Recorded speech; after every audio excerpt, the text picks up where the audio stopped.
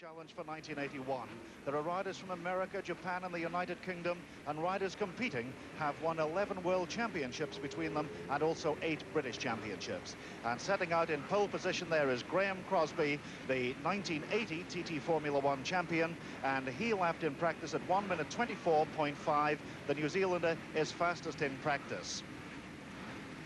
Number 7, Barry Sheene, riding this year the Works Yamahas, and he's out to prove that he can bring the title back to Britain, the 500cc world title that is, that he held in 1976 and 1977. Next to him we have number 8, Corky Ballantyne, on the new 500 Kawasaki machine. He was third fastest in practice in 1 minute 25.1. If those times sound a little bit slow, let me tell you that this morning when practicing was timed, it was misty and the track was very, very damp indeed. So they're slower than they normally would be, but they're going to get quicker as this race progresses. We have every confidence in that.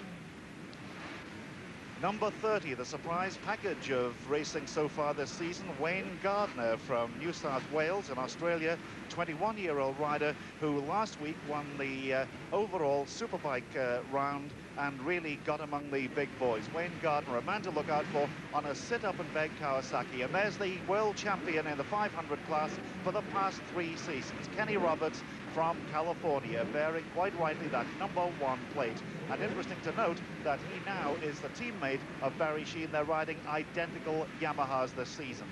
Number 2, the local favourite here at Donington, Rocket Ron Haslam from Langley Mills. There's number 3, Randy Mamola from Santa Clara in California, the Wheelie King, second in the World Championship last year, 500 class, and many people's tip for the championship this year. Randy Mamola, a real up-and-coming star who's right there in the top bracket.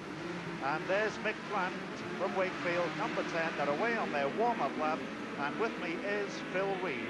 Phil, this looks like being a battle for the Grand Prix, doesn't it, with the new Grand Prix machines on view? Well, it certainly does, Peter. And this is a really exciting entry with all the top-class Grand Prix riders here. A very important event for them to get some psychological advantage over each other. And especially super interesting to see Corky Ballantyne on the new 500 Kawasaki, who this year is really making a big effort for the World Championship. So really we've got the new Yamahas, we've got the new Suzukis, and we've also got that new Kawasaki. Yes, Peter, they're all lighter and more powerful, and I hope Randy sort of managed to keep that front wheel on the ground. You know, last year he fell off through doing it too much. Barry Sheene, of course, is really desperate to come back. I noticed a quote from him in the paper this week said, "People have told me I've been over the hill so many times I'm seasick." But I think he's determined this year, isn't he, to really have a go for that championship. Well, he had a really bad season last year running his private machines, but now he's got the equal machines too, Kenny Roberts, and will be in with a good chance. I mean, he has fantastic experience, and as proved last year when he picked the right tires to win easily one of these World of Sport races. But he is struggling a bit this year with the new Michelin tyres. And actually, he's tossed a coin to decide which tyres to use before the race. So let's hope he's picked the right ones. Well, I wonder indeed if this is an omen that first back after the warm-up lap is number 1, Kenny Roberts, who won, in fact, practically every type of motorcycle racing in America to get the number 1 plate. And he really is a tremendous rider indeed. In fact, the front row of the grid is the who's who of motorcycle racing. Mick Grant there, number 10, a very wily campaigner from Wakefield in Yorkshire. And very, very happy indeed with that machine he's riding today, the 998 Suzuki. It's his Formula One machine. Phil. Yeah, fantastic machine. It's lucky today the conditions are stable and they're all on slick tyres, so let's hope that they will manage to do one lap and create an exciting race. Well, any second now the lights will be changing from red to green, and the 16-lap race will be underway. A distance of 31.34 miles and they're away. And the charge of the light brigade, it looks like Rocket Ron Haslam, number 2, and Mick Grant, number 10, have made good starts. But number 8, Corky Ballantyne. And there's number 30, the sit-up and beg model of Wayne Gardner. Rocket Ron Haslam with a big Honda going outside Corky Ballantyne. Mick Grant well up there, and Wayne Gardner tucked in 4th place. Into Redgate corner, a second gear corner at round about 80 miles an hour. It's still Haslam from Ballantyne, and Gardner's in there in 3rd place. Around Hollywood, Craner curves down now to the old hairpin. And Ron Haslam it is and Bellington goes through on the inside, and there's the rest of the field. Number 1, Kenny Roberts, a slow start for him, but starting to move through now, and Randy Mamola's right with him. It's Cork Bellington on the 500cc Kawasaki, double world champion in 78 and 79 on 250 and 350 machines. Now he's in the big ones. Wayne Gardner's there, but it's Cork Bellington that's holding the lead as they come up now to Copper's Corner on this first lap, a 16-lap race. Bellington around safely on that new Kawasaki. Ron Haslam is in there, Wayne Gardner, and that looked like Barry Sheene moving up through the field as well as the rest of the field stream through now. But Bellington, as they come under the bridge, opening up a fair gap into the chicane where they drop down to about 45 miles an hour. Bellington is through. Cork Bellington, the South African double world champion, out now for a 500cc world championship. And there the field stream by at the end of lap 1. Cork Bellington still leading. Number 2, Haslam was second, Barry Sheene was third, Gardner followed by Graham Crosby, and in 6th place with number 18, Graham Wood at the end of lap 1. But Bellington really opening up a gap here, and now it's Ron Haslam in 2nd place who's under pressure. That's Bellington, number 8, with the 500 Kawasaki, the race leader on lap 2. A quick look over his shoulder as he disappears under Starkey's Bridge. And we're told that Roger Marshall, runner-up in the championship last year overall, is out of this particular round. Disappointment there for Roger Marshall, but not for Cork Bellington. He's still leading, and Barry Sheene there, just a glimpse of him as he came up into 2nd place. This is Bellington. Perfect style on that machine. You see just hanging off the side of the machine, using almost every inch of the road, and now on the fastest part of the circuit where they click up into 6th gear and reach around about 150 miles an hour before breaking down through the gearbox, down to 1st gear, 45 miles an hour, and swinging it through the chicane and tucking right down behind that fairing. It's Barry Sheene that's up into 2nd place. Number 7, Barry Sheene is 2nd, and number 4, Graham Crosby, is in 3rd place. So we've got the Kawasaki, then the Yamaha, and then the Suzuki, the 3 Works Grand Prix machines for this year in 1st, 2nd, and 3rd place. Phil, Bellington out in front. Is that a surprise to you? Well, yes, it is, Pete. It's fantastic performance. You can see that the front wheel is actually pattering over the corners. You know, this is the one with the extra fairing, which the other team's trying to ban. But it doesn't seem to be slowing him down at all. But I expect that Sheene and Crosby will wear him down a bit over the next few laps. And there's one of the riders down. In fact, 2 have been involved there, and that's Kenny Roberts has stopped. Kenny Roberts has stopped to help a rider here. The incident happened, and just let's get a check on who that rider is. In actual fact, there was a spill, but we haven't got an identification of the rider down. But we're back now with the leaders, and almost there someone else went, but that's Bellington, the man who's leading, number 8, Cork Bellington. So and there was number 6, we're told, that came off, Steve Parrish. That's the machine. Number 6, Steve Parrish, riding the 500 Yamaha. That's the machine. And Kenny Roberts immediately stopping to help him. But we're back now with the leaders, and it's Cork Bellington still. Then number 7, Barry Sheene, still in 2nd place. Barry, of course, won practically every championship, every honour there is in motorcycle racing. And Graham Crosby is still holding on to that 3rd place. The familiar style there of Barry Sheene with the 500cc Yamaha, the brand new machine for Grand Prix racing this year after the championship. And he's now got Cork Bellington in his sights, so they disappear under Starkey's Bridge and into McLean's Corner. And I think Barry Sheene just closing, and the 1st and 2nd, number 8, Cork Bellington, and number 7, Barry Sheene, pulling ahead now of number 4, the 3rd place man, up now to Copper's Corner, a 3rd gear corner, around about 70 miles an hour. And we've just heard that Alex George has also retired. Alex George is out of the event. But there's the 1st and 2nd, and Barry Sheene, I think, is just closing that gap. And let's get an opinion from Phil Reed. Yeah, as I said, I thought that Barry would wear Corky down with that front wheel of Corky's. It's really pattering. You can see how much power Barry's putting on. The whole chassis is sort of twisting. And he's really trying. When he gets his head on the tank, he's really trying. So that's 4 laps completed now, 1/4 distance, and Barry Sheene certainly is closing that gap on the 500 Yamaha. desperately wanting to win the 500cc World Championship back this year. He won it, remember, in 76 and 77, and he's after it in 1981. Chasing now Cork Ballington. Cork Ballington, as I said, a double world champion in the 250 and 350, but Barry Sheene is right there with him now. Ballington looks over his shoulder, shakes his head in disbelief, because Barry Sheene is really closing that gap now.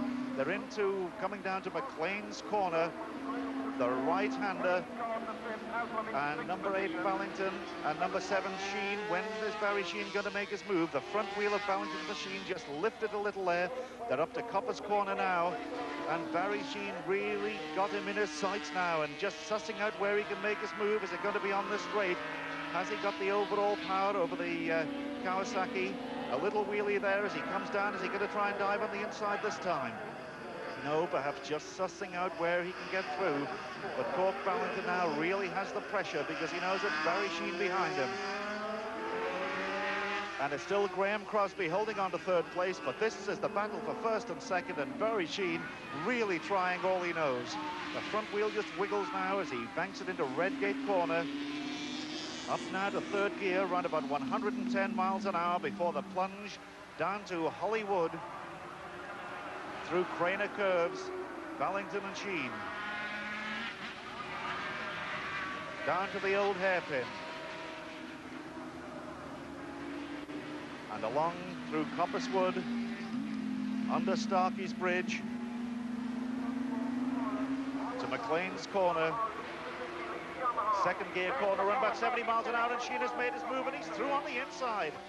Barry Sheene, a wheelie there, but Ballington can come back at him. But Barry Sheene there has made his move, and it'll be interesting now, Phil, to see if he can increase his lead, because was he playing a little bit of cat and mouse to find out where he could pass? Well, I think he was struggling to see which bit of the road to use to pass Corky, but now he's really got to get his finger out, because Cros obviously, you can see, is pushing him. Now, obviously, Barry's made the right choice on tyres. I don't think he'll hang about. He is indeed, and he's leading now and increasing that lead slightly, but Ballington's still with him. I can tell the fans of Steve Henshaw and Steve Manship, they're both out of this race, but not these two. And we're told Randy Mamola has in actual fact stopped on the circuit, and he's with the injured person as we saw Kenny Roberts stop. So Randy Mamola and Kenny Roberts both stopped at that instance where number 6, Steve Parrish, and Graham Wood is out in 4th place. But this is the leader, Barry Sheene, number 7, number 8, Ballington. Under Starkey's Bridge. 6 laps have been completed. They're on lap number 7. Sheene easing from side to side on this machine. And Wayne Gardner, we're told, is up into 4th position, and Graham Crosby is closing.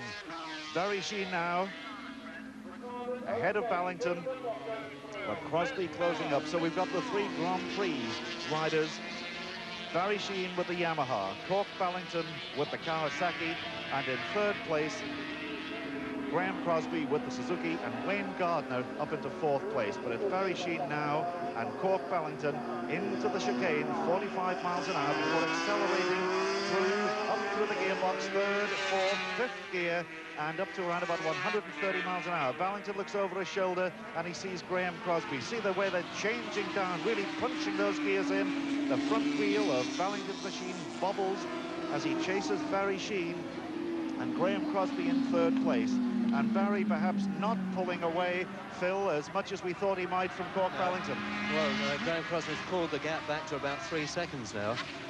But Corky is doing fantastically well, considering that he is not used to riding such big machines. I mean, he's 250 and 350 world champion of 2 years ago. But and he's really mixing it now with the boys who are used to the 500s. Well, that's right. And I'm sure when they get this machine sorted out for this season, there'll be a real challenge to the established Grand Prix style. Copper's corner now then, with Barry Sheene leading Cork Ballington. Around there at round about 80 miles an hour, down now to the fastest part of the circuit. If they reach 6th gear, round about 150 miles an hour, just over that little rise in the road. But Barry Sheene really determined, as you can see, tucked right behind that fairing, changing down through the gearbox. And we're coming up now to half distance, 8 laps completed. And at half distance, the leader is that man, number 7, Barry Sheene. Ballington again looks over his shoulder, and he sees Graham Crosby, number 4, closing the gap. But Ballington now right on the tail of Barry Sheene, and these three could really get very close together in the not-too-distant future. And tail-enders coming in, which could cause problems. Already at half distance, they're starting to lap some of the back markers. Barry Sheene has got through safely. And Cork Ballington was almost held up, and we've just been told that Wayne Gardner is out of this race now, and it's Rocket Ron Haslam that's moved up into 4th position. But Barry Sheene still leads. Then it's Cork Ballington. Sheene into McLean's corner now. And poetry in motion, isn't he? That knee almost touching the ground. And Graham Crosby closing up, and the man just left there, number 37, was Rod Sivier, a man who we know as 125cc rider, more than a 500, but he's now riding in the 500 class. Barry Sheene, Cork Ballington down the fastest part of the circuit. The wheel just lifting the ground, Barry Sheene, and as Phil said, you can see the determination there. When Barry gets flat on that tank, he really means business, and he's got a lot of work to do yet as we come in now to complete lap number 9. So 7 laps to go. Barry Sheene, Cork Ballington and Graham Crosby as close as that. And we're told that Donnie Robinson and John Woodley have also retired from the race. But there's one man who hasn't, number 4, Supercross, Graham Crosby, and he's closing on that gap. The three of them now getting in very close company. So a tremendous finale in store in this first round of the World of Sport Superbike Championship for 1981. Barry Sheene, who won the final round of last year's championship in August and finished overall 4th in the championship after the 3 rounds. And he's continuing where he left off at the final round last year, and that's out in front. The superb style of 3 tremendous riders there, captured as number 7 now. Barry Sheene reaches Coppice Corner. Ballington and Supercross, Graham Crosby. TT Formula One champion of 1980. He didn't relax during the winter break. Graham Crosby went to Australia and he won the Swan Series. Then he went to Daytona and finished 2nd in the Superbike race at Daytona just a month or so ago. Out of the chicane, Barry Sheene. Ballington really tucked down behind that fairing too. And number 4, Graham Crosby. 3 of the real contenders for World Championship honours in 1981, and they're as close as that here at Donington. And an unofficial lap time we have of 1 minute 16.2 seconds. 1 minute 16.2, which is getting very close indeed to the lap record of 1 minute 14.6. Again, more riders to lap, and this is where problems could come in. Barry Sheene can nip through there, and it means now that Cork Ballington has got to wait. Back marker number 47 looks over his shoulder, and that is Kevin Wetham.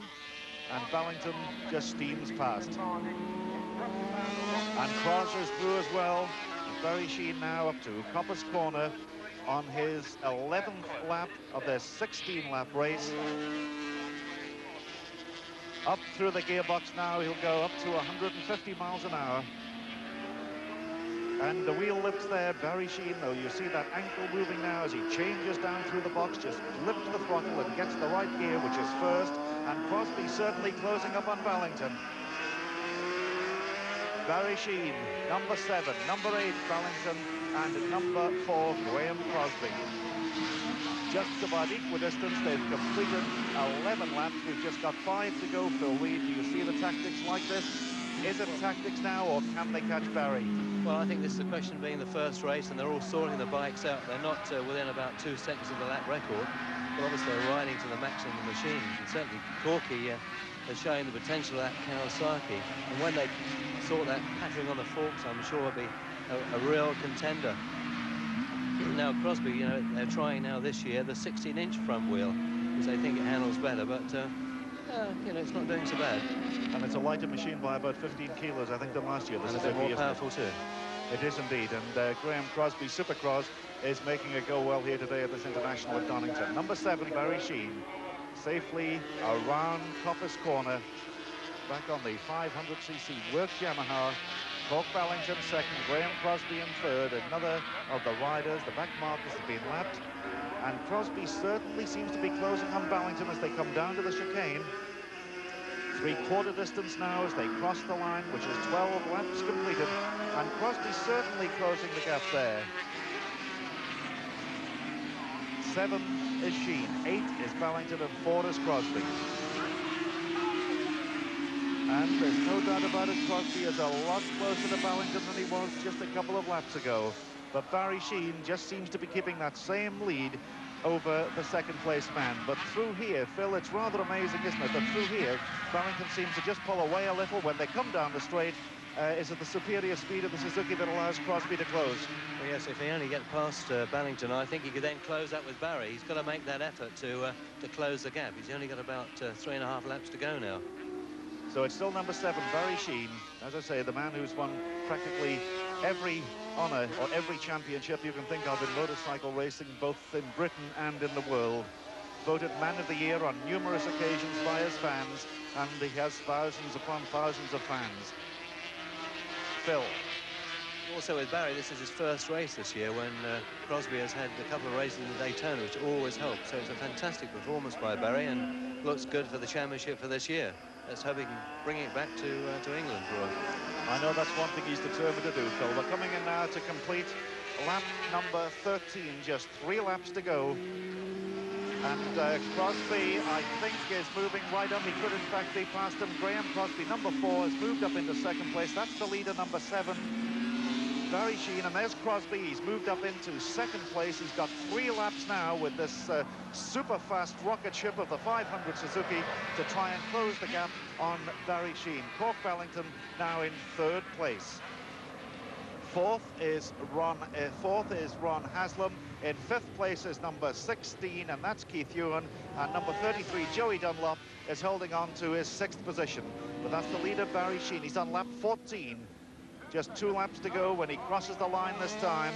And there's number 4, and there's number 8, Crosby and Ballington. So in the 2 and a bit laps, can Crosby close or catch Barry Sheen? That's the question as we come to the closing stages of the first round of this World of Sport Superbike Championship. Barry Sheen changing down through that gearbox, flipping the throttle, just getting the angle of his body and the machine right through the chicane. And this is lap number 14 he's completing as he crosses the line. And a wheelie there, just a slight one from Graham Crosby as he's trying all he knows now to close the gap on Barry Sheen. 3 seconds is the difference between them, and we've just got 2 laps to go. This and then the final lap. Ballington, number 8. All the riders we've been told who were involved in that incident, that was number 6, Steve Parrish, we're told, are okay, and that's excellent news indeed. We've been told that they are all okay. But Barry Sheen now, the checkered flag, not more than about 2 miles away as he comes up to McLean's.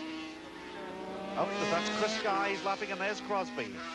So Chris Guy has been lapped, and that shows you the power that Sheen is turning on today, because Chris Guy is no slouch whatever. Graham Crosby, number 4, the New Zealander. I don't think he's going to make that difference on Barry Sheen in just 1 lap, and Barry Sheen is just as determined as ever, crouched over that tank, changing down through the box, into the chicane. Beautiful style indeed. The checkered flag. The time difference, Phil Reed tells me, is 2 seconds now between Barry Sheen and Graham Crosby. There's the leader, number 7, Poetry in Motion, as he goes through Craner curves at about 130 miles an hour, down to 3rd gear for an 85-mile old hairpin corner, clicks up through the box again to 4th gear, 120 miles an hour as he disappears under Starkey's Bridge and comes into our view to McLean's. Changing down to 2nd gear, sliding to this side of the machine, 70 miles an hour around there. A look over his shoulder as he comes up to Coppice for the 16th and final time. Around Coppice at round about the 70 mile an hour, accelerating all the way around. And we're told Keith Ewan has moved up into 4th place with Ron Haslam 5th, but this is the man of the moment, Barry Sheen, his first ride on this new 500cc Grand Prix Works Yamaha machine. The checkered flag is in sight for him, He crosses the line. Barry Sheen has won. Cross does a stupendous wheelie, finishing second. Corky Ballington finishes in third place. The fourth place, that was number 13, Chris Guy, who had been lapped. And there's Barry Sheen, absolutely delighted, waving to the fans. That's the sort of style, Phil Weed, I think, that the fans want to see from Barry this season. Well, that's right. He's really pulverised the opposition, you know, the Kenny Roberts and the Molas. Although Kenny did actually stop to help an injured rider. You know, a fantastic performance for his first time out this year on a new works bike. It seems that Kenny Roberts is going to have a really useful teammate this year. I would think that's an understatement of the afternoon, certainly, Phil.